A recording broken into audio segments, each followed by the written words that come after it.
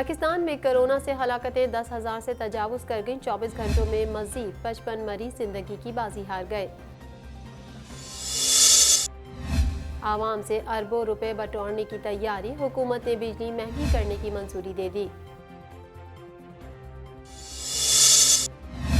फिजाई दिफा में बड़ी पेशरफ्त हो गई। JF-17 डबल सीट तैयारे पाक फिजाइया के बेड़े में शामिल कर लिए गए। असासाजात केस में गिरफ्तार नून लीग के रहनुमा ख्वाजा आसिफ का राहदारी रिमांड मंजूर कर लिया गया। न्यूजीलैंड ने पहले टेस्ट में पाकिस्तान को 101 रन से शिकस्त दी।